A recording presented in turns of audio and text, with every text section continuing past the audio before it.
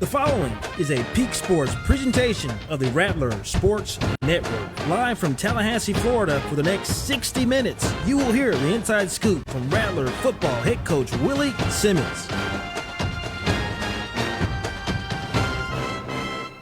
Hello and welcome to Willie Simmons Live. I'm Melvin Beal here along with head football coach Willie Simmons, and the Rattlers go out and get a 38-25 win over Alabama A&M, a talented Alabama A&M team. Coach, they came to play. Well, we knew that they would come to play. They were 0-3 coming into the game, but 0-0 in conference play. Right. And so being that this was their first conference game, we knew that they'd come in with a lot of fight. They came in and hit us in the mouth early, and we had to regroup. Went in down 5 at halftime, and the guys made a decision at halftime to come out and play Rattler football, and I was really happy to see that. And we were able to really bust the third quarter open and really shut those guys out the second half until the last drive. So all in all, great win. Great to get back to 500 on the season, 500 in conference play, and extend our home winning streak now to 12 games, which is the second longest in the nation. So a lot of positives coming out of this weekend. Obviously, still some things to work on, but all in all, we're happy with the result. Well, I looked at one poll today, and Florida A&M received votes in the FCS poll, got 4 votes. How important was it winning this conference game as far as that being the trajectory? Well, obviously, like we talked about, after the Jackson loss, we're going to need a little bit of help. And so if Jackson continues to play a high level of football that they're playing and they don't lose twice, then we're looking at a similar situation as last year, which is us trying to receive an at-large playoff berth. And so one of the best ways to do that is to be ranked in the FCS top 25. And so getting a good win, convincing win, I think goes a long way. And we just got to continue to, one game at a time, try to be 1-0 every week. And when the chips fall, hopefully we position ourselves to be where we need to be for postseason play. When you think about it, this Rattler team, 12 straight wins at Bragg Memorial Stadium. Why is Bragg Stadium so important to this program? Well, again, this is our home, and we always want to defend our home, and we take great pride, in playing here at Bragg Memorial Stadium. We have the best fan base in America, the best student section in America, the greatest DJ in any football game, and obviously the greatest band in the land in the Marching 100. So when you add all those things to it, with the renovated stadium, the new look that we have, the new feel, it's an electric place to play. And for the second game in a row, visiting teams have commented on the atmosphere that we've created here at Bragg. And so huge shout out to Rattler Nation for being who you are and continue to give us that great home field advantage. When you think about it, Coach, Alabama State actually surprised me on offense. They came out the quarterback. He was tough to figure out. Talk a little bit about Alabama A&M and the threat that they posed on offense coming into that game. Well, Xavier Langford is a dual threat guy. And so they hit us on a few quarterback runs there early. And whenever you add the quarterback to the running element, it causes problems for the defense because now you have to account for all 11 guys on the field. When you don't have a threat to run at quarterback, you can do some things a little differently. But when you have that added threat, it makes it really difficult to defend. So our eye discipline has to be top-notch.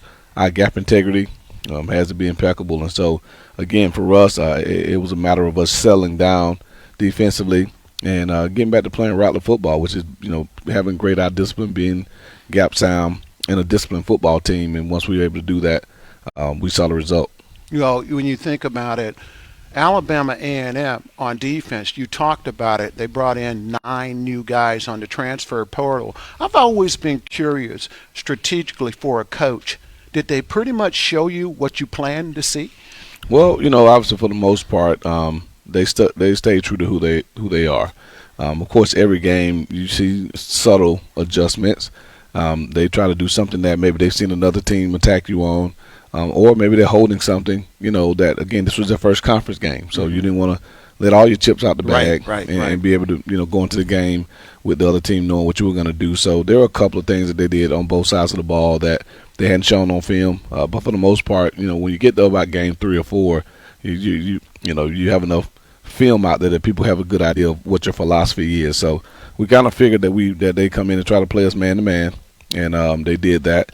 On the offensive side of the ball, we knew that they try to get the quarterback involved early, and they did that. And then in special teams, we knew they played hard. Right. And so everything we saw on film, they showed, and then we were able to adjust to the nuances that they brought in, and we were able to, surprise them with a couple of things as well. Yes. And again, they were impressive on both sides of the balls. One of the things that I thought was interesting is that you stated last week that one of your goals is to score on the first drive.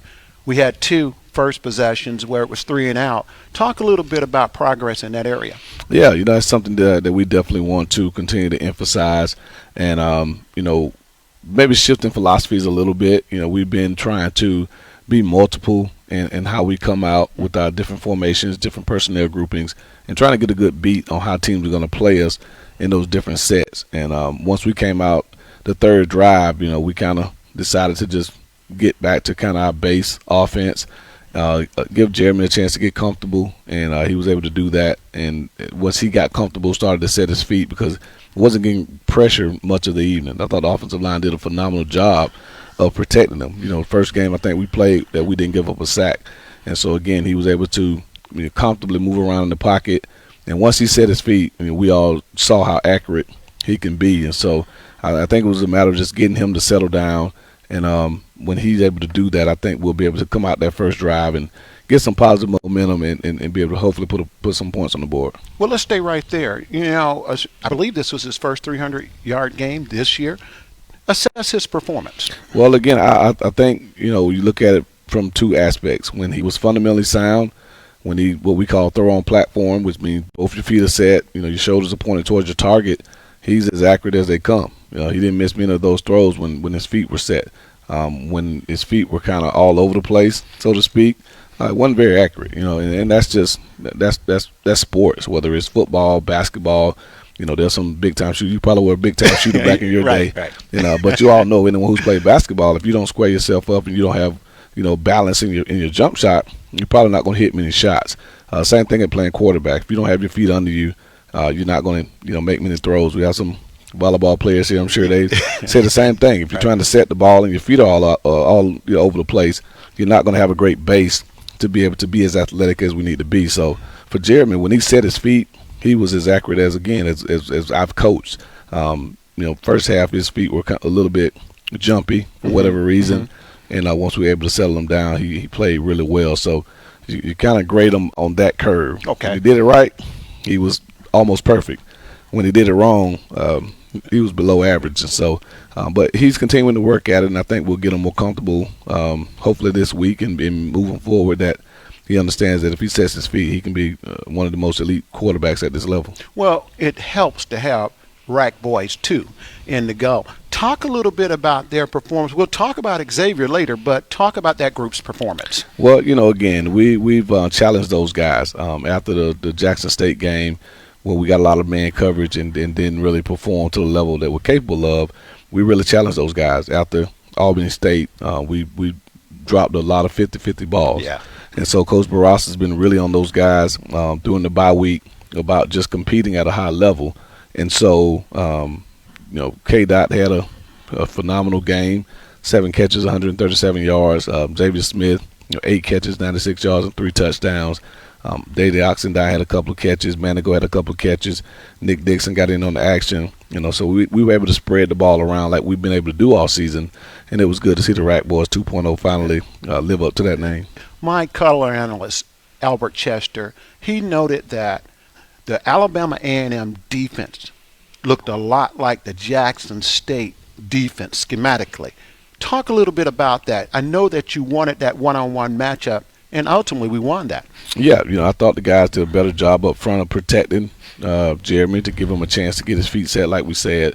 We thought the receivers did a much better job of attacking leverage right away and playing with speed as opposed to trying to dance at the line. Right. And, again, they took the lessons that we learned in that game and they applied them to this game. And that's what you would expect from them. I thought our coaches did a great job of emphasizing the things that we needed to improve upon in the bye week. And, aside from the 1 turnover and the 2 clock mishaps, I thought we played a pretty solid, clean football game on offense. Talk a little bit about Xavier Smith. This is a special athlete, but he really had an outstanding game.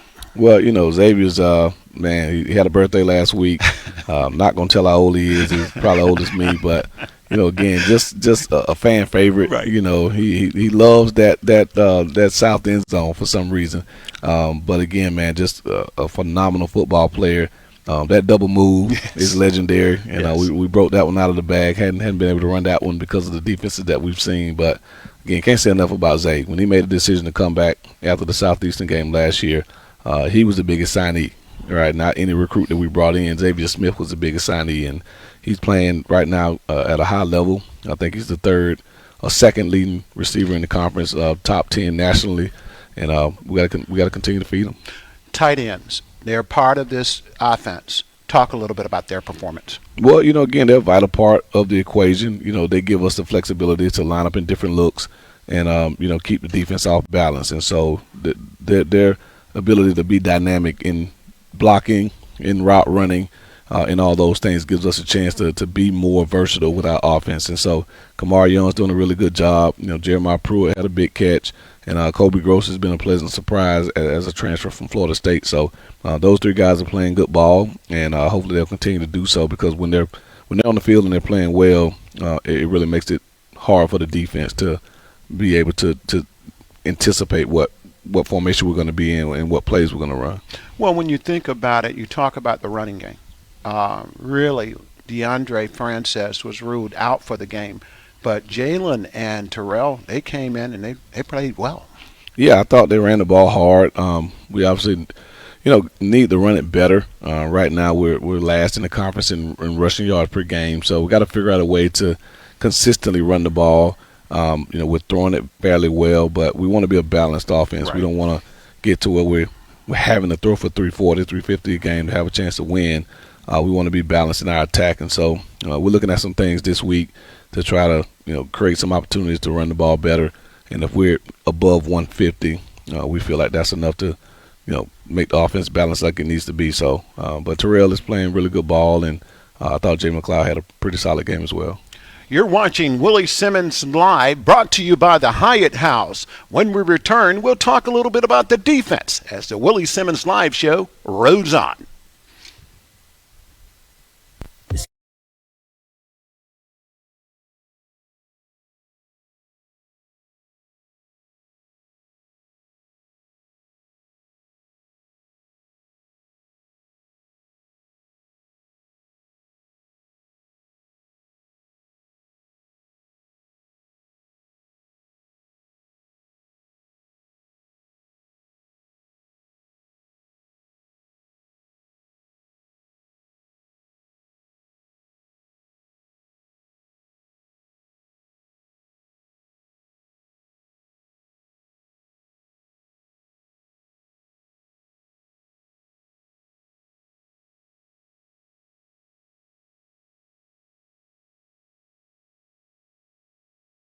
Salary and online at talgov.com/join TPD. Be the difference you want to see. There is a reason sports fans prefer the original Louisiana brand hot sauce. That's because the original Louisiana brand hot sauce adds a kick of flavor to so many things. Pop to popcorn, pizzazz to pizza, zing to wings. Made using only sun-ripened peppers pickled at the peak of perfection. The original Louisiana brand hot sauce is America's choice for game day. The original Louisiana brand hot sauce, bring the heat.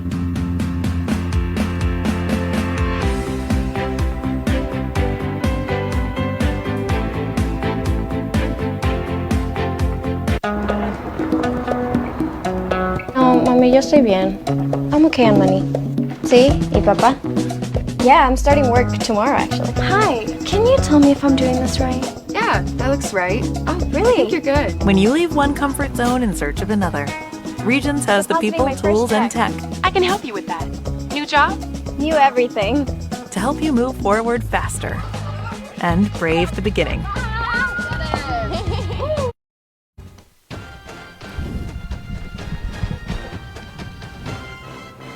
Welcome back to Willie Simmons Live. I'm Melvin Beal. Coach, The Dark Clouds defense, 2 turnovers.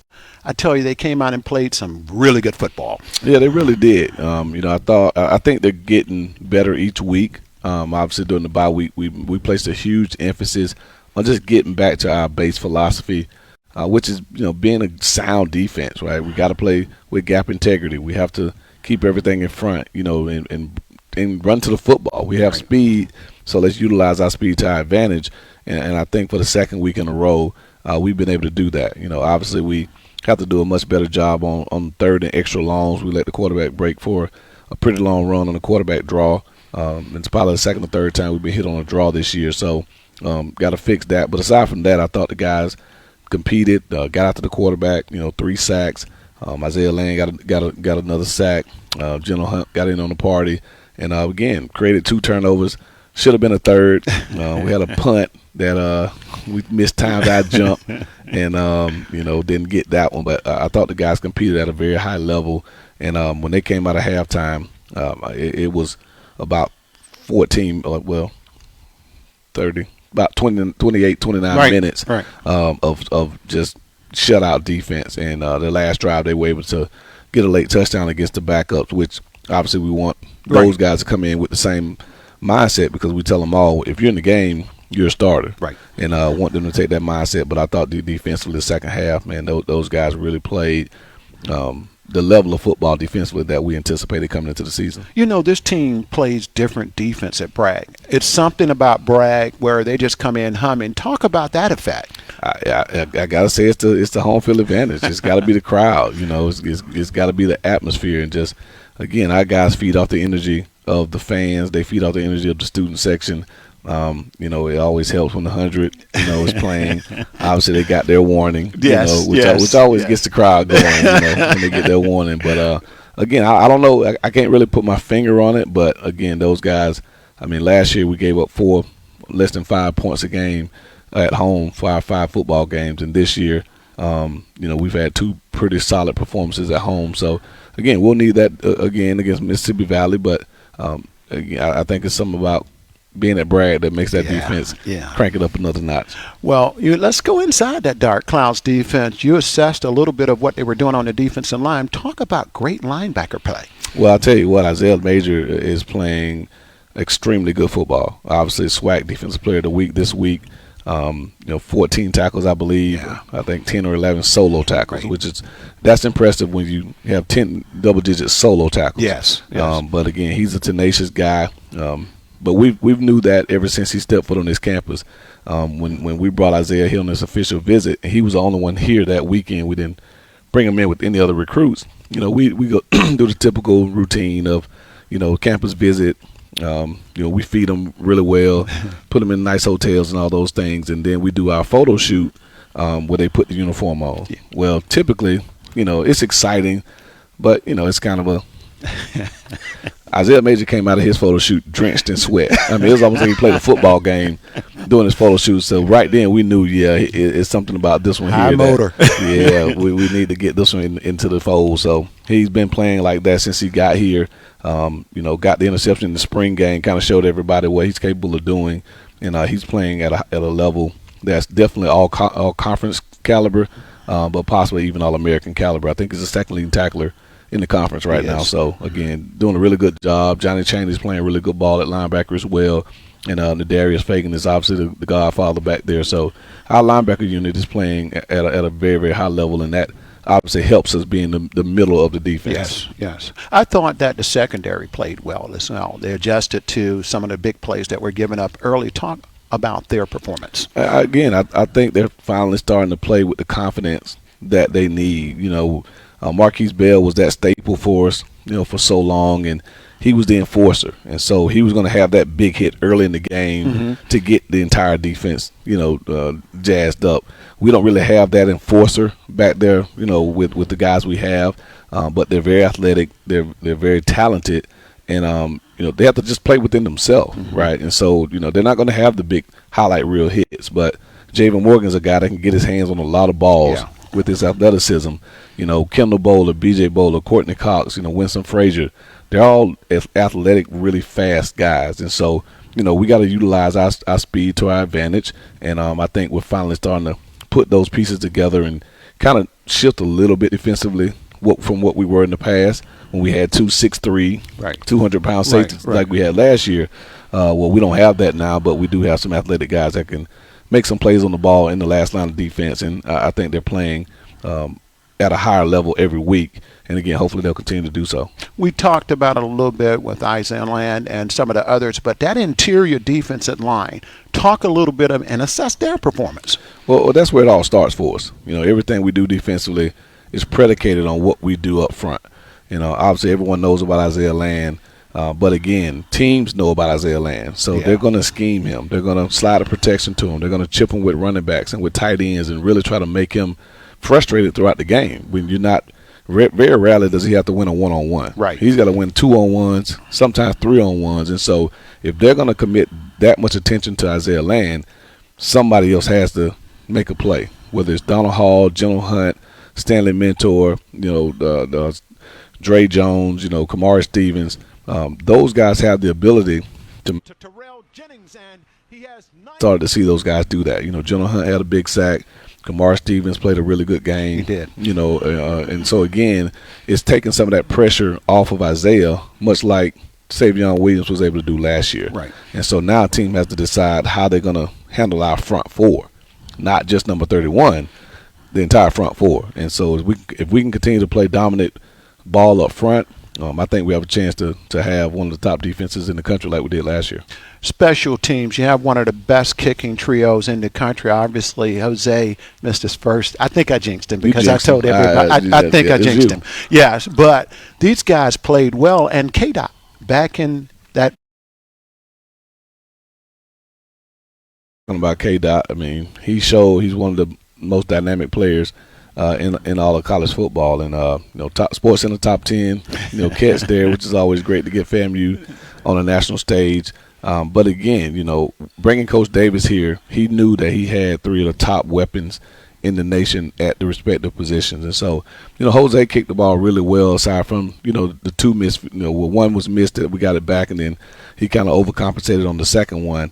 But again, he's kicking the ball really well. I think of all his kickoffs, only one was returnable. Wow. And so again, he's probably got an 85% touchdown rate, which has to be one of the highest in the country. For dual, going into the game was third in the country, and in punting, didn't have his best performance. Right. So he mishit a couple, which is very uncharacteristic of him. But not worried at all about Christopher Dual or Jose. They both are self-correctors. They watch themselves on film. They put in an exorbitant amount of time with their craft. Those two guys will come back and they'll be their normal selves. And I think Jose will get back to hitting 40, 50-yard field goals with ease, and Fadul to get back to punting at 55, 60 yards at ease. You have those two home run hitters in Xavier Smith and Shareed back there. How important is it? It changes the game. Well, obviously the return game can really set up momentum for your team. And so, with those two dynamic guys back there, the challenge is to get the other 10 to understand that they have the ability to impact the game. If I just block my guy, that guy behind me can take it the distance. And so a couple of those returns, we're not getting the strain that we need from the guys blocking for Xavier. We know he's dynamic. We know he can do things with the ball, same as K-Dot. But, again, they can't make 11 guys miss. Right. So we got to strain a little bit harder on our coverage units. But K-Dot did have a pretty nice return on the punt return the other night. And, we got to get our kickoff return unit going a little bit better. You talked about it a little bit more earlier. We're talking about these athletes, these student athletes from volleyball and cross country. Talk a little bit about FAMU and its entire athletic program. It's bigger than Rattler football, correct? Oh, no question about it. Again, we have phenomenal student athletes. They support one another. You go to the football games, you look up, you see the volleyball team, the softball team, basketball, track and field. If they're in town, they're at the games.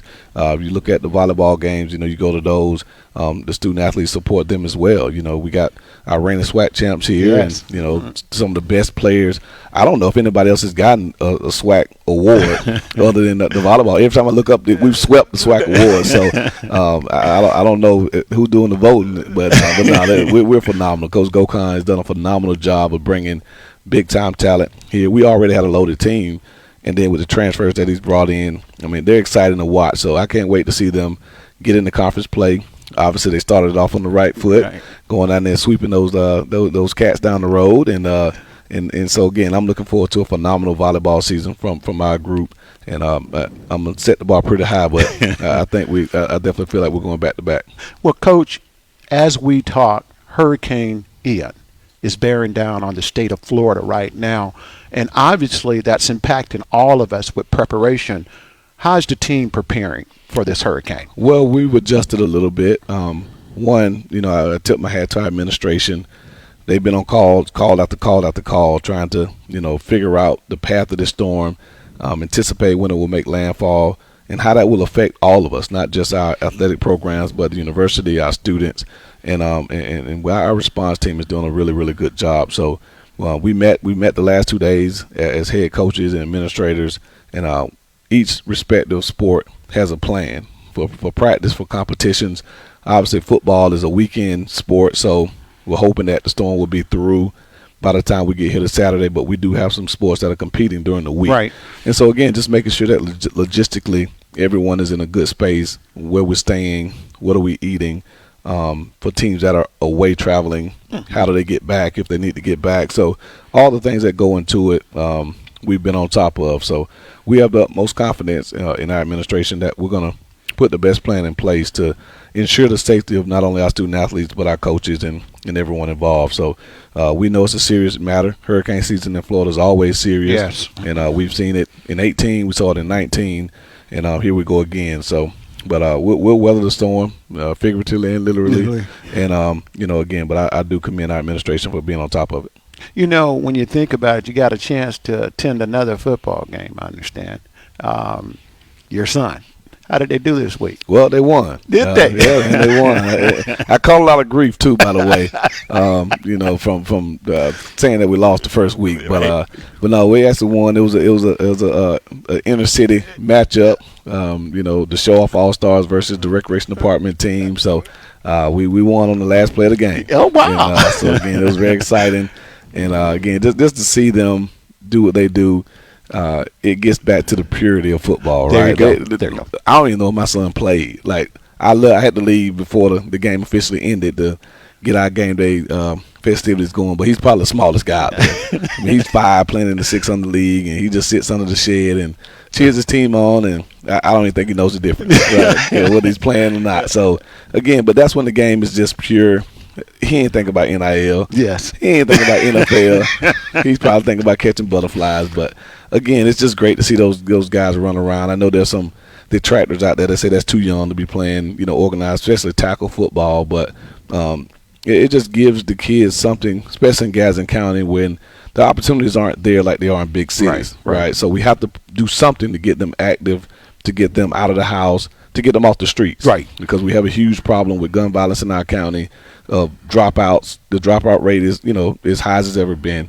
And so to have them in organized activity is something that's going to benefit them in the short term and long term. Well, folks, I knew they were going to win the game because you should have seen their uniforms, top level uniforms. No doubt. Shawana Moore, my classmate who runs the organization, she's going to have them looking fresh now. I mean, we might have to have her design some of our stuff moving forward, but huge shout out to the Show Off All Stars, and they'll continue to do their thing. When we return, we'll have 2 student athletes that'll talk to us. Those student athletes are from the cross country and the volleyball team. Willie Simmons Live rolls on, brought to you by Hyatt House. Mom, we need to talk to you about Yorgos. Don't you think it's a little odd he showed up in your life right when you became a gigillionaire? He's a gig digger, Mom. He's using you for your AT&T fiber. Now that it has hyper gig speeds. He spends half the day shirtless, playing VR games. Kids, why do you think I became a gigillionaire in the first place? Yes, I am Yorgos. We know. Live like a gigillionaire with AT&T Fiber. Now with speeds up to 5 gigs. Limited availability. Tri-Eagle Sales is a proud supporter of FAMU athletics. Tri-Eagle Sales has been the leading beverage wholesaler in the North and North Central Florida area since 1996. Our 210 knowledgeable beverage professionals service over 2,000 retail customers in our 14-county territory from our 2 facilities in Tallahassee and Ocala. Tri-Eagle Sales, a proud supporter of FAMU athletics. OG Subs has been proud to call the Big Bend home for years. OG Subs offers the best subs, salads, and wraps in Tallahassee. Come check out our outrageously good subs available at the concession stands during your next visit to the Al Lawson Center. Or come visit us at our easy access location in the Onyx building across from Potbelly's. At OG Subs, our team takes pride to ensure every item is outrageously good. For catering information,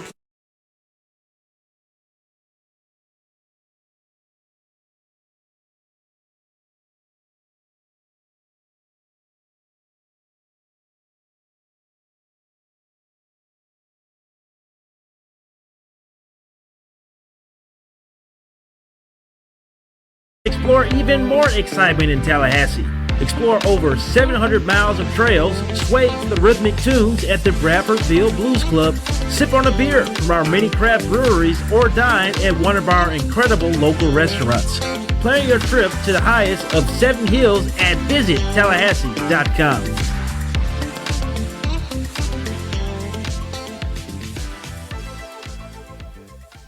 Since 1985, Apogee Signs has been North Florida's preferred sign company. We believe in quality, professionalism, and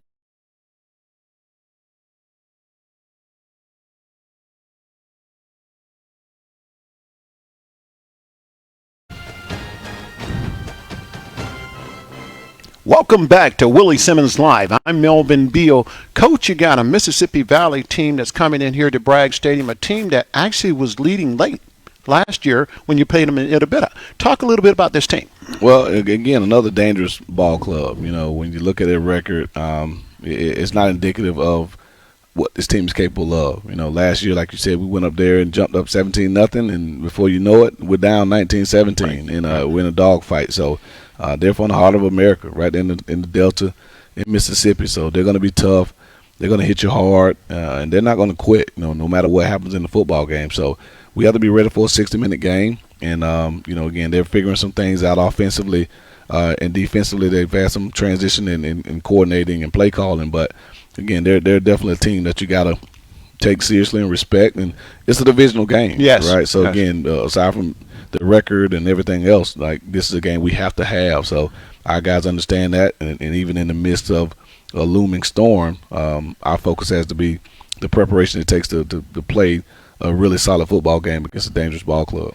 And talk about your respect for their coach. I'll tell you what, I mean, the job that Coach Danzy does there, he's probably the best coach in the league. I mean, the lack of resources they have, the lack of scholarship numbers, some of the restraints that they have placed upon them, it's just admirable to see him have a team play the way they play. You know, and even though the record doesn't show that they're a over 500 team or a team compete for a championship, just the way they play is impressive. And I think that's why you look at the preseason rankings, they're the one team that everyone kind of says, okay, Valley can be dangerous. Valley can be the team to slip up on you. And again, that's a testament to Coach Danzy and the job that he and his staff have done. And they have a great AD there now with Keem McClellan. And I know they're going to get that program, you know, where it needs to be, you know, competitive in this conference, because, again, they have a really good coach, and, you know, anyone who questions his ability to coach the game based on their record truly doesn't know football. Well, Coach, we thank you. We're going to get you out of here because we know you got that practice going on. Good luck in the game coming up this week. You're watching Willie Simmons Live, brought to you by the Hyatt House. Mom?